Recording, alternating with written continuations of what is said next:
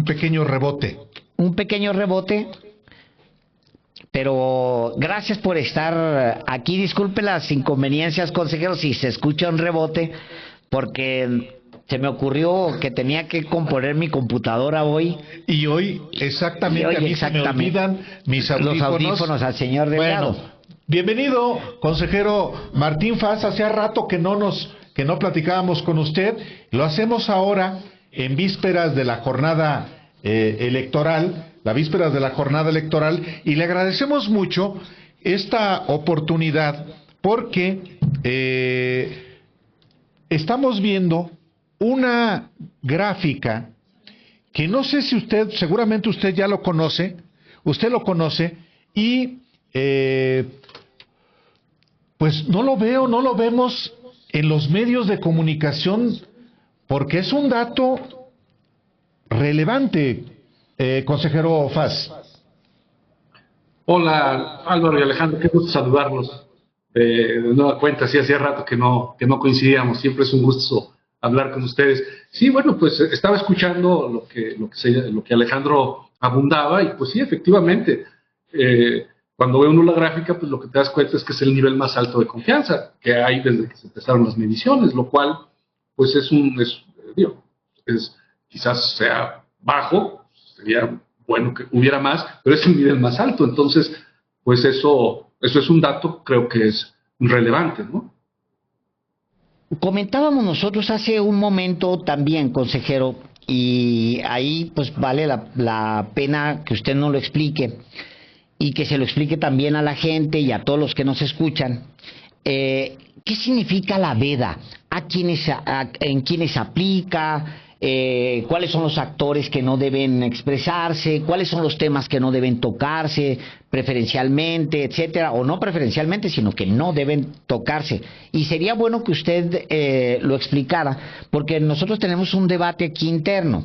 Si el expresidente Vicente Fox, que fue gobernador por el PAN, legislador por el PAN, presidente por el PAN, ya no es miembro del PAN porque no ratificó su membresía, parece, porque lo verificamos ahorita aquí en vivo, no es miembro del Partido Acción Nacional, no lo ratificó, puede seguir él invitando a votar por Xóchitl Gálvez.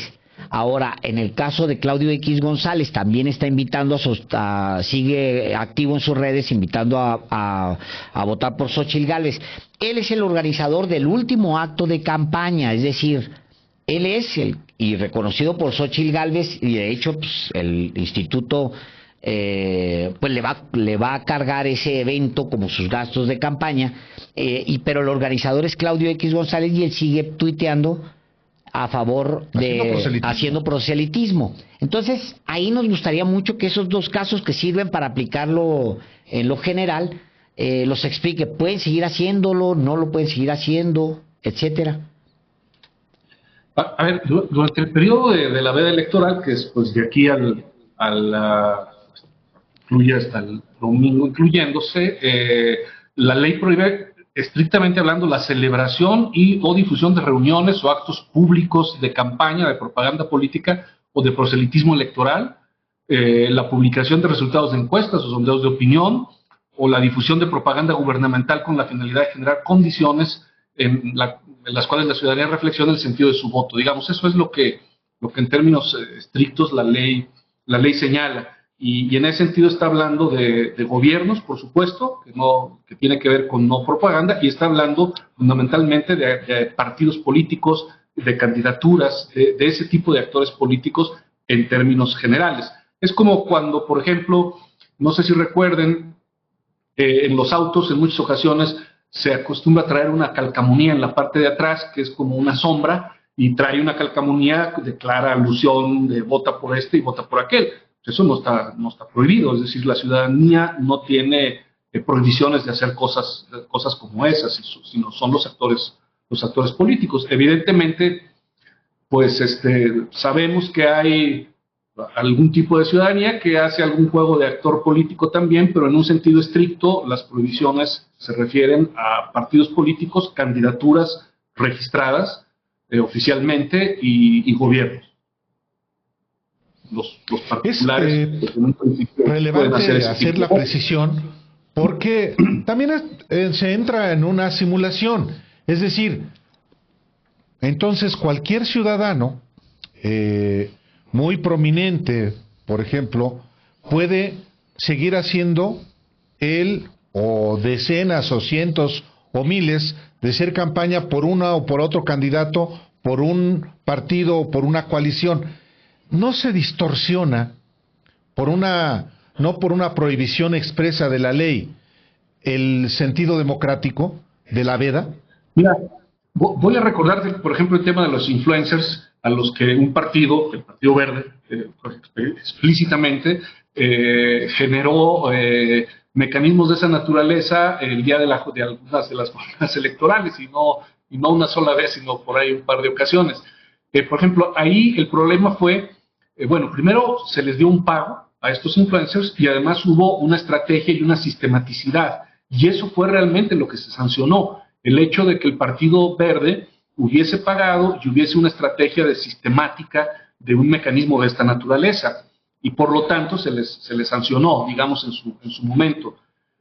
Pues sí, se puede, efectivamente, como lo decías, Álvaro, hay algunos ciudadanos prominentes que posiblemente de manera, pues digamos, no voluntaria, sin un pago de por medio y sin una sistematicidad, pues sería en todo caso, habría que presentar una queja y habría que hacerse el estudio y el análisis específico, como se hizo en su momento lo del Verde, que parecía algo orgánico, y pues resulta que no era nada orgánico, ¿no? Era un conjunto de influencers específicos. También los influencers tuvieron una sanción también, ¿no?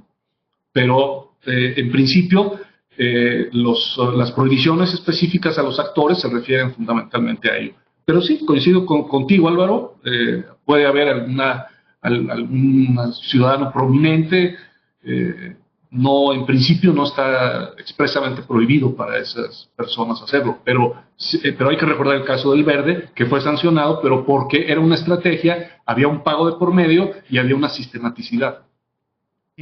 Lo que no solo Vicente Fox, sino específicamente Claudio X González está haciendo a través de sus redes sociales, no implica una violación a la ley electoral. Estrictamente hablando, no. A menos que si alguien presenta una denuncia y demuestra una investigación. Claro.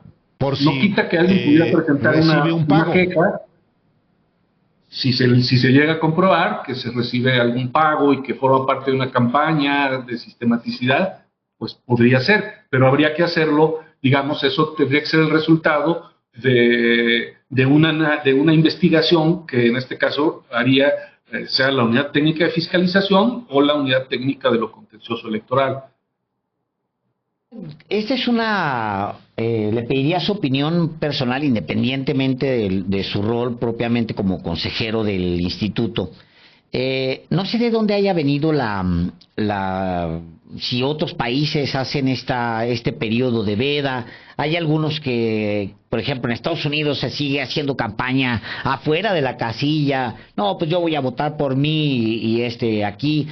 ¿De dónde viene y qué tan conveniente sería en el futuro revisarlo? Porque, pues al final, pues si pueden hacerlo los influencers, un influencer es Vicente Fox y Felipe Calderón y los obispos y el oligarca Claudio X González y el oligarca y el cura, etcétera. ¿No valdría la pena revisarlo o de dónde viene y qué objetivo original tenía y si sigue cumpliéndolo? Sí hay antecedentes, en otros países ocurre, no tengo el listado de los países, pero recuerdo al menos así de memoria España, por ejemplo, hay un periodo en algunos países de América Latina también, no en todos, pero en algunos los hay. Pues el origen fundamentalmente pues tenía que ver con justo dar un tiempo para que la ciudadanía, para no ser influenciado, digamos, tan directamente por estos actores políticos, y dar un periodo para que la ciudadanía tuviera una reflexión. Y bueno, no hay que olvidar particularmente el papel que sobre todo los gobiernos, la gran mayoría de este tipo de restricciones tiene que ver más incluso con las acciones gubernamentales. Es un poco como lo mismo que es el tema de que no se puede hacer durante el proceso electoral difusión de programas sociales, con las excepciones ya señaladas de educación, salud, protección civil. Son restricciones que fundamentalmente tenían como objetivo evitar la influencia, particularmente del gobierno, pues durante este periodo del partido hegemónico, en donde todas estas leyes, pues las leyes electorales en su conjunto, pues han sido construidas en nuestro país, al menos durante ese periodo de gran desconfianza, particularmente encaminado hacia el gobierno, más que a otros actores políticos. Creo que valdría la pena una reflexión respecto de la utilidad. Yo la siento útil desde una perspectiva, si tú quieres, muy subjetiva. La siento útil porque al menos aquí en nuestro país, por ejemplo, a partir de ayer, que ya no hay spots de los partidos, que por cierto pues son un montón,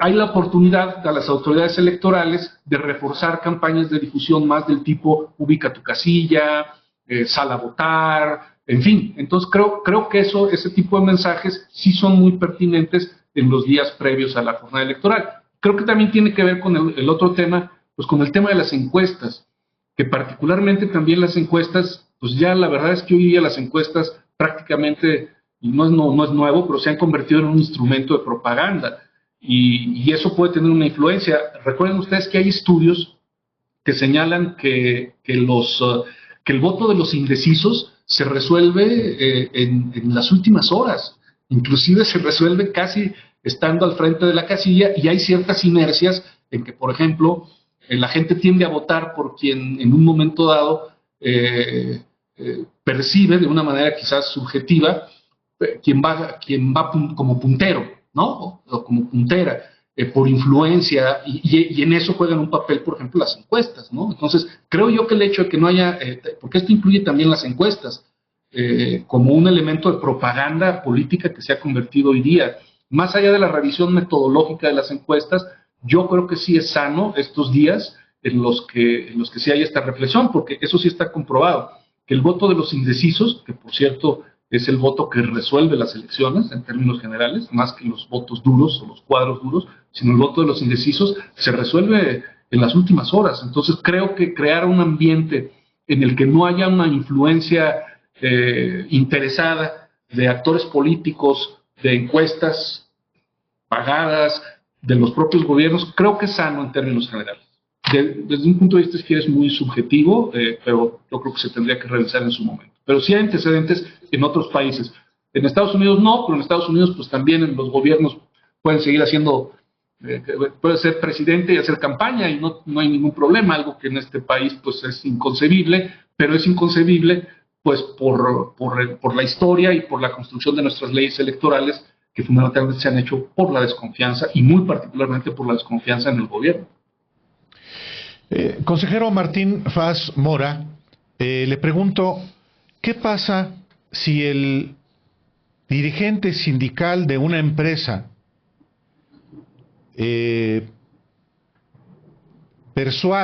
exige a los trabajadores votar a favor o en contra de una candidata, un candidato, un partido o una coalición?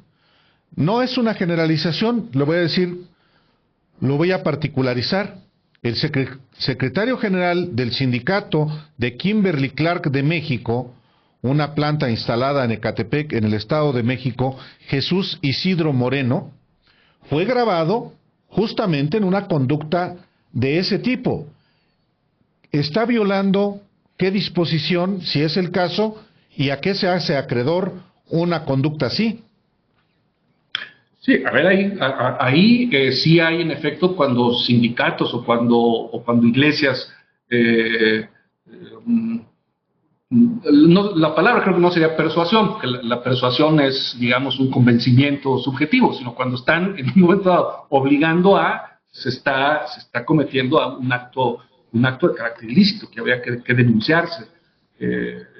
Pero, pues, por ejemplo, hoy también me mandaban un video del episcopado, está haciendo un llamado al voto, ¿no? Un llamado al voto de carácter genérico. Siempre lo ha hecho, no es novedad. Yo recuerdo a la Conferencia Episcopal Mexicana haciendo llamados al voto de manera general y no, ahí no está, digamos, no está haciendo un llamado al voto por una persona en particular, ¿no? Sino llamados generales. Ahí no hay ningún tipo de violación. Otra cosa distinta es que un sacerdote en una homilía diga salgan y voten por X, Z persona. Eso sí es ahí sí es un delito y se puede iniciar una queja. Pero por un llamado genérico como el que hace la conferencia episcopal en estos días, no.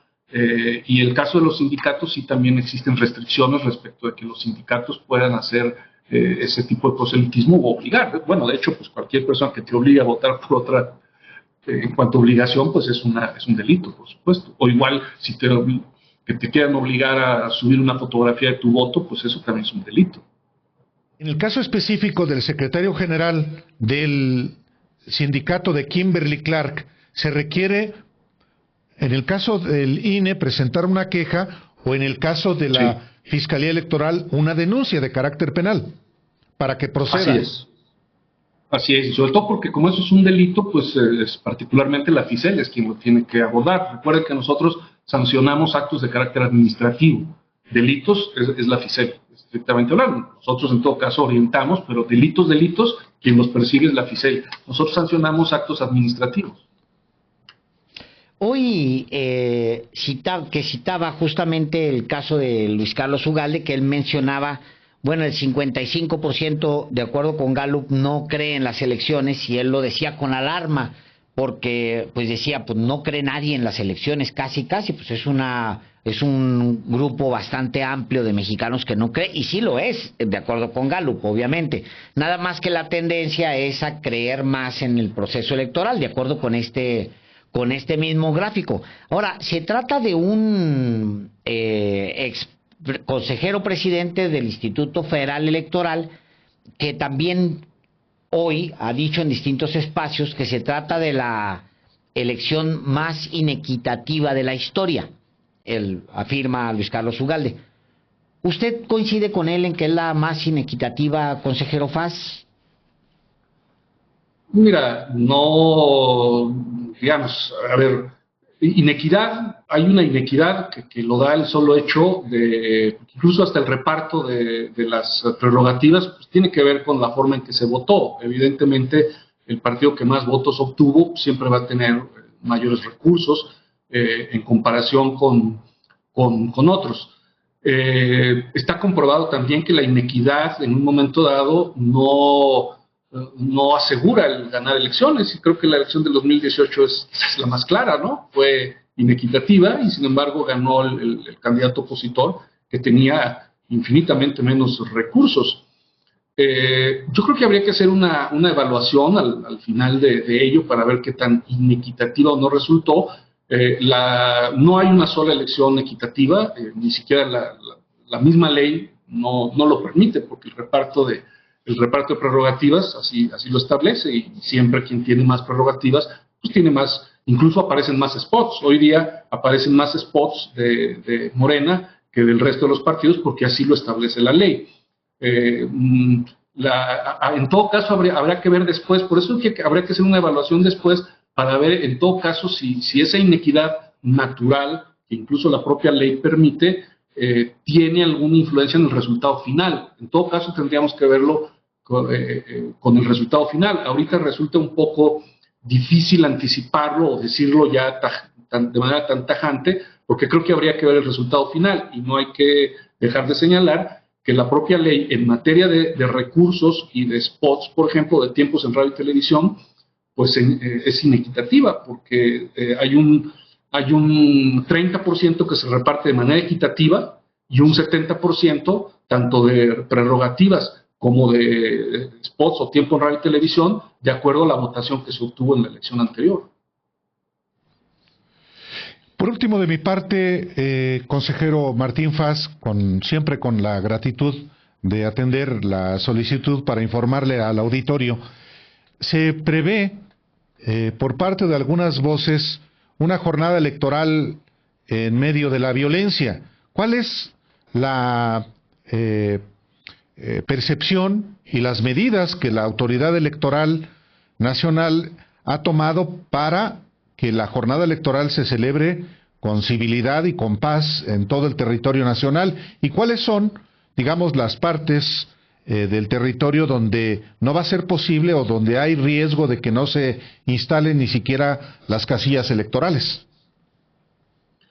Bueno, desde luego el tema de la seguridad pública pues es tema de las autoridades, ¿no? Nosotros como instituto lo que hacemos es coordinarnos con ellos. La semana pasada tuvimos una reunión con el Gabinete de Seguridad, ellos nos dijeron cuáles son los mecanismos que se van a establecer. Es responsabilidad absoluta de ellos. Nosotros, por ejemplo, de las 170,292 casillas que tenemos previstas instalar, teníamos de hecho un poco más, hasta ahorita solo hemos bajado 175 casillas. Y de esas 175 casillas, que es una cifra muy marginal, como pueden ver, lo han sido por inseguridad solamente 67, y 108 lo han sido por conflictos internos comunitarios, ¿no? En donde en algunos lugares de Michoacán, por ejemplo, te pongo el caso de Michoacán. En Michoacán se han bajado 88 casillas y de esas 88 solo una se ha bajado por inseguridad. El resto es por conflictos con grupos comunitarios que dicen no vamos a dejar instalar casillas porque tenemos una bronca con las autoridades locales o con las autoridades municipales, ¿sí? Entonces, digamos, ese es el tamaño de lo que nosotros tenemos, de las que no vamos a poder instalar. Es posible que aumente de aquí al domingo. ¿En qué proporción? No te sabría decir todavía, porque eso lo resuelven los 300 consejos distritales. Yo creo que hay las condiciones para que el 2 de junio el ambiente generalizado sea un ambiente de paz y de tranquilidad para votar. Tan es así que, por ejemplo, a estas alturas, a estas horas de hoy, ya hemos repartido 151,999 paquetes electorales a las presidencias de casilla, que representa el 89,26%, de tal manera que pues vamos con muy buenas cifras. Tenemos ya capacitados al 98% de nuestros funcionarios requeridos, de tal manera que el domingo van a estar instaladas la enorme mayoría de las casillas, o sea, prácticamente todas, con los funcionarios capacitados y con el material electoral. Si, por ejemplo, ahorita nosotros estuviéramos teniendo un problema particularmente grave para la entrega de los paquetes a nuestros funcionarios, pues ya lo tendríamos detectado, con excepción de estas 175 que ya fueron bajadas por estas causas que les señalo, que podrían aumentar de aquí al domingo. Tampoco voy a decir que ya son todas. Podrían aumentar de aquí al domingo. ¿En qué proporción? No te sabría decir. Lo que sí te podría decir es que, por ejemplo, en el proceso intermedio del 21 se bajaron 337 casillas, ¿sí? Y ahorita apenas llevamos 175. En el proceso presidencial del 2018 se bajaron 90 casillas. Sí ha habido un aumento, digamos, del 18 al 21 sí hubo un aumento importante, y ahorita estamos, digamos, dentro de un rango muy parecido, incluso más abajo de lo que fue en el 21, pero esta cifra puede crecer de aquí al domingo.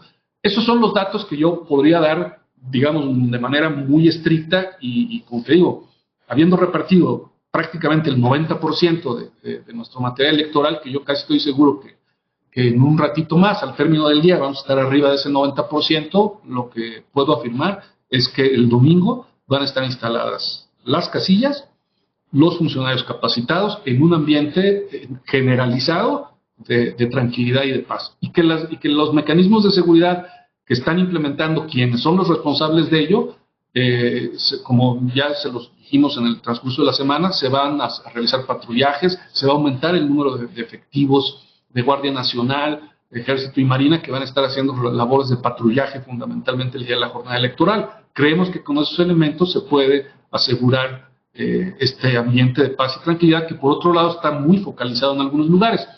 En donde particularmente, Álvaro, Chiapas es un lugar que sí tenemos un poquito más en la mira roja. Y aún con todo y eso de Chiapas solamente son 66 casillas las que al menos hasta ahora no se van a instalar. De hecho hay más en Michoacán, 88. Son los dos lugares donde más se han bajado algunas casillas. Y el caso de Michoacán, como te decía, solo una es por el tema de inseguridad. El caso de Chiapas sí son un poquito más por inseguridad. Pero aún Chiapas, que sí representa para nosotros un lugar un lugar, no voy a decir que un foco rojo, pero sí voy a decir que es un lugar de preocupación. Ese es el rango que traemos, ¿no? En total de casillas, ¿cuántas son, consejero? ¿A instalar? A instalar. A instalar, el total son 170,292, pero de ahí yo creo que habrá que sumar todavía las que falten en algunos días, ¿no? Pero ahorita eso es lo que llevamos. Bueno, pues quedaría hasta el momento las que, digamos que esas 175 casillas son 0.01% de las casillas estarían en riesgo de no instalarse, o se tomó ya la decisión de no instalarse. Es un porcentaje, digamos, ya no se van a instalar. Bajo, Sí, ¿no? ya esas ya, mucho así, ya no se instalarían. Ya no se instalan. Aunque algunas de esas casillas, el listado nominal se manda a otras casillas, y a quienes no se puede hacer el envío del listado nominal porque no hay otras casillas cercanas, están las casillas especiales a las que se pueden ir. De hecho, Chiapas es el que tiene el mayor número de casillas especiales y de extraordinarias, justo por esta situación. Pero sí, esas son las que ya no se instalarían. Pero es muy marginal ese dato, ¿no? La verdad, considerando las 170,292, es un dato muy marginal. 0.01%. E incluso, nomás para la gente... Incluyendo Chiapas mismo, por ejemplo, en Chiapas se van a instalar como 6,900 casillas. Hay que recordar que hay elección de gobernador. Y los casos la única causal de nulidad por no instalación de casillas es cuando no se instala el 20% de las casillas. Y estamos lejísimos de eso, ¿no? En materia de instalación de casillas, ¿no? Incluyendo Chiapas mismo, ¿no? Ya no digamos a nivel nacional, ¿no? Ya no me voy a informar. Ya no me voy a informar a la prensa mexicana porque yo estaba muy alarmado. Yo pensé que ya se iba a cancelar esta elección. No, ¿cómo crees, Álvaro? No, Alejandro, ¿cómo crees? No, para nada. Al contrario, además, tenemos ya capacitados al 98% de nuestros funcionarios. De ese 1,5 millones de funcionarios, están capacitados el 98%, han participado en simulacros casi el 90%, lo cual es un dato muy importante para nosotros, porque históricamente está demostrado que cuando participan en simulacros nuestros funcionarios, es lo que más nos asegura que vayan el día de la jornada electoral, porque sí, efectivamente tenemos gente que luego, pues, aún teniendo su nombramiento, nos renuncia y los tenemos que sustituir, pero realmente tenemos al 98% ya capacitado. De hecho tenemos al 99 para no errarles, el 99 exacto ya con sus nombramientos, y realmente son datos, pues la verdad, no nos hablan de ningún ambiente de que no se pueda realizar la elección el domingo en forma alguna. Bueno, ¿a qué hora está previsto que den a conocer el conteo rápido para la elección de presidente de la República y también el conteo rápido para las dos cámaras del Congreso, consejero? Mira, no hay un horario establecido porque eso depende de la robustez de la muestra, ¿sí? Es decir, ahí lo que importa es que se diseña una muestra, se envía y demás, y se necesita tener ya un suficiente datos de esa muestra con suficiente robustez para darlos a conocer, y sobre todo ver que en un determinado momento no se traslapen los intervalos de diferencia, porque un conteo rápido no te dice un número exacto, sino que te da un intervalo. Entonces te dice, tal candidatura va a tener una votación entre esto y esto, y la que le sigue entre esto y esto, y la idea es que esos estén, cuando ya se tenga la robustez suficiente de la muestra para que esos intervalos no se traslapen, es cuando se da a conocer la muestra. O generalmente después de las 10 de la noche, entre las 10 de la noche y las 11:30 es cuando han salido los conteos rápidos, en términos generales. Pero no tenemos un horario preciso para ello porque depende de la muestra. Si la muestra desde las 10 de la noche muestra que ya los intervalos no se traslapan, pues se da a conocer. En términos generales, ¿no? Y primero la de la presidencia en términos generales, luego las otras dos, pero también las otras dos dependen de lo mismo, es decir, de qué tan robusta tengamos la muestra, eso es decir, qué tan rápido nos llegue en un momento dado la información.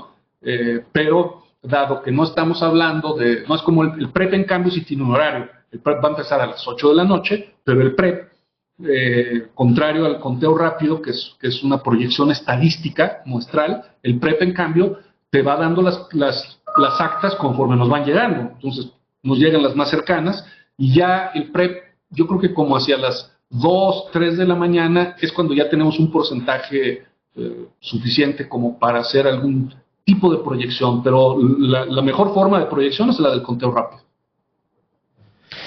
Pues, consejero, muchísimas gracias por la oportunidad. Viene el último tramo, el más complicado para ustedes, pero pues mucho éxito desde acá, desde esta redacción. Vale, no, un gusto como siempre, y a sus órdenes como siempre, Álvaro. Gracias, muy buenas noches. Buenas noches. Bueno, ya hay ya más claridad Sí. en cuanto a ciertos comportamientos.